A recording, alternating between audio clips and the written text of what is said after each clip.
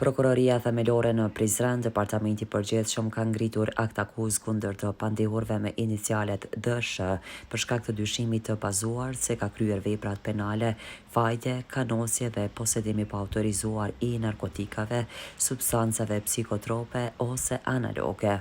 dhe lidhur me ASH për shkak të dyshimit të bazuar se ka kryer veprën penale kanosje nga nini 181. Sipas akt akuzës, i pandehuri me inicialet DSH nga data 1 shtator 2022 e në vazhdimsi deri më datën 7 nëntor 2024 në Prizren me dashje dhe me qëllim të përfitimit të kundërligjshëm të pasurisë për vete, kontrakton një shumë të dukshme jo proporcionale të pasurisë në këmbim të shërbimit dhe një së borxhit, duke shfryzuar gjendjen e rënd financiare të dëmtuarit me inicialet FK, në atë mënyrë që pasi dëmtuari ishte në gjendje të rënd financiare dhe i duheshin të holla për biznesin e tij që ishte në falimentim. Duke njohur të pandehurin të cilin e kishte bashkëfshatar, i dëmtuari shkon tek i pandehuri me të cilën takon në Prizren, nga i cili merr 3.000 euro, ku me rastin e dhënies të hollave, i pandehuri e paralajmëron se për çdo vonesë duhet të paguajë nga 300 euro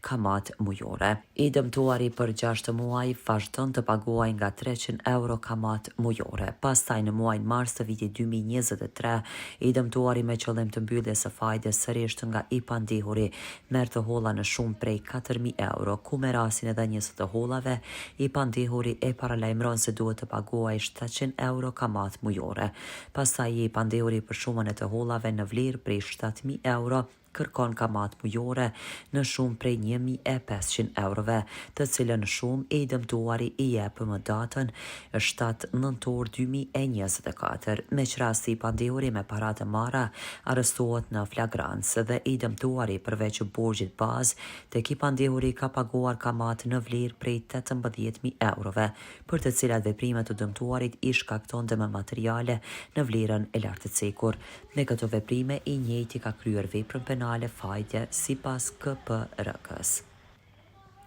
Po ashtu i pandehuri me inicialet DSH me qëllim të friksimit ose shkaktimit të ankthit seriozisht e kanos të dëmtuarin FK me fjalë se do ta privojë nga jeta. Në atë mënyrë që përmes rrjetit social Facebook i shkruan mesazhe me përmbajtje kërcënuese, me të cilat veprimet tek i dëmtuari ka shkaktuar frikë, ankth dhe pasiguri për jetën e tij dhe familjen. Me këto veprime i njëjti ka kryer veprën penale kanosje. Gjithashtu i pandehuri DSH pasi arrestohet nga ana policisë për veprën penale fajte, pas kontrollit trupor të njëjtit i është gjetur një mbështjellje me foli alumini të materjes së bimës së tharë të llojit marijuan dhe një filter të cigares, e cila dyshohet të jetë substancë narkotike e llojit marijuan, të cilat janë sekuestruar nga ana policisë dhe pas testimit të kësaj substance ka rezultuar të jetë pozitiv me përmbajtje të marijuanës me peshë prej 1.2 gram. Me këto veprime i pandehuri ka kryer veprën penale posedimi pa autorizuar i narkotikave. Ndërsa i pandehuri ASH më datën 6 dhjetor 2024 në Prizren me qëllim të friksimit, shkaktimit të ankthit seriozisht i kanos me fjalë se do ta privojë nga jeta ose do ta rrëmbejë të dëmtuarin FK,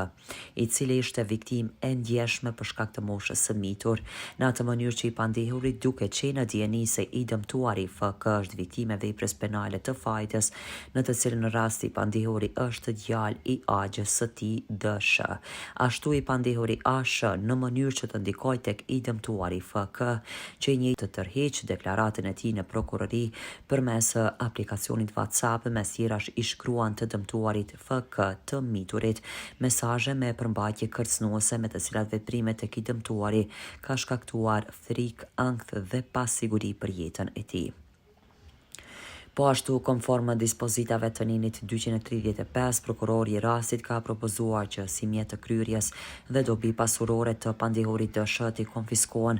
të gjitha gjërat të cilat i ka mundësuar kryerjen e veprës penale dhe të cilat janë dobi pasurore e fituar me veprën penale për të cilat është rrëshuar urdhër ndales përfundimtar nga gjykata, duke përfshirë një automjet, telefona dhe të holla. Prokurori i çështjes me rastin e ngritjes së akt akuzës i ka propozuar gjykatës që pas mbajtjes së shqyrtimit gjyqësor, administrimit të provave dhe vlerësimit të tyre të pandehurit të lartësekur për veprat penale për të cilat akuzohen të shpallën fajtorë dhe të dënohen sipas ligjit.